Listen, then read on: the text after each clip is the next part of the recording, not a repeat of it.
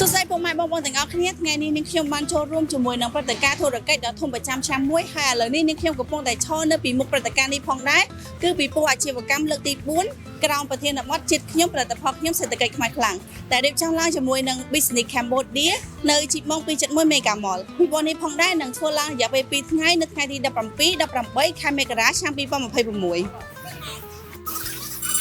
ទៅទស្សនាការដាក់បង្ហាញផលិតផលជាតិដែលសុទ្ធសឹងតែជាផលិតផលរបស់កូនខ្មែរដើម្បីដឹងថាមានភាពសម្បូរបែបនិងអស្ចារ្យយ៉ាងណាខ្លះចូលរួមទស្សនាជាមួយនឹងខ្ញុំទាំងអស់គ្នា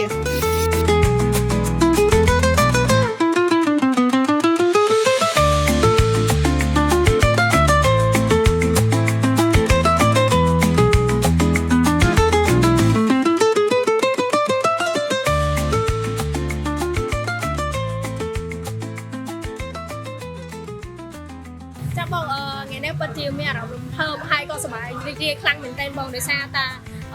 ដល់ពេលដែលយើងមានវិបត្តិគឺយើងបានតាំងបង្ហាញជាមួយនឹងផលិតផលខ្មែរក៏ដូចជាផលិតផលថ្មីស្នាដៃថ្មីផងដែរបង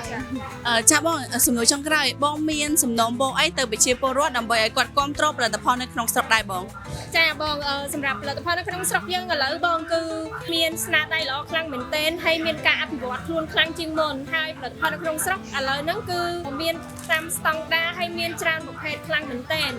អត់ខ្វះទេបងផលិតផលក្នុងស្រុកយើងអាចផលិតបានច្រើនហើយល្អទៀតមីសួរបង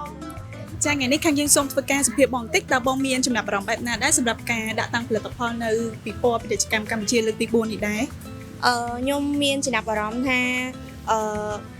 ការតាំងពិព័រណ៍នេះពិតជាបានជួយទៅដល់ SME ជាច្រើនជាពិសេស SME ខ្មែររបស់យើងដែលបានបង្ហាញព្រោះថ្ងៃហ្នឹងខ្ញុំឃើញថាពីព្រឹកឡើងមកមានការចូលរួមពីប្រជាពលរដ្ឋដែលគាត់នៅក្នុងតំបន់ហ្នឹងមានការចូលរួមបានច្រើនហើយមានការទិញតំណែងរបស់ខ្មែរជួយ support អវ៉ាន់ខ្មែរហ្នឹងក៏បានច្រើនដែរហើយខ្ញុំសំណូមពរឲ្យមានកម្មវិធីបែបហ្នឹងច្រើនទៀតហើយការរៀបចំរបស់គាត់នឹងរៀបចំបាន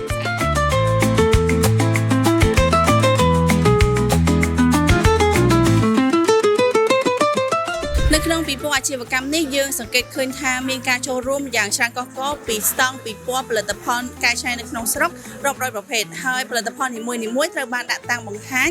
យ៉ាងមានរបៀបរៀបរយជាមួយនឹងលក្ខណៈពិសេសនិងស្អាតប្លែកខុសពីគ្នាផងដែរដែលឆ្លុះបញ្ចាំងអំពីសក្តានុពលនៃសហគ្រាសនៅក្នុងស្រុកជាពិសេសនោះធនាគារ SME ក៏បានចូលរួមក្នុងការដាក់ស្តង់ពិព័រណ៍ដែលលោកអ្នកអាចអញ្ជើញមកទទួលការប្រឹក្សាយោបល់ក៏ដូចជាសាកសួរព័ត៌មានអំពីផលិតផលនិងសេវាកម្មជាមួយនឹងមន្ត្រីជំនាញរបស់ធនាគារដោយផ្ទាល់ផងដែរយើងក៏មានរៀបចំហ្គេមសប្បាយៗសម្រាប់អ្នកចូលរួមទស្សនាជាមួយនឹងស្តង់ធនាគារ SME ដើម្បីឆ្នះរង្វាន់អនុស្សាវរីយ៍ផងដែរដោយហ្គេមរបស់យើងមានដូចជាការគប់ព្រួញការវាយកូនហ្គោនិង Q&A ឆ្លើយសំណួរដើម្បីឆ្នះរង្វាន់អនុស្សាវរីយ៍ផងដែរចុងសប្តាហ៍នេះបើសិនជាមិនទាន់មានកម្រងទៅណាទេអាចអញ្ជើញចូលរួមទស្សនាជាមួយនឹងស្តង់ SME បាននៅក្នុងពិព័រណ៍អាជីវកម្មកម្ពុជាលើកទី4នៅជីម៉ុង271 Mega Mall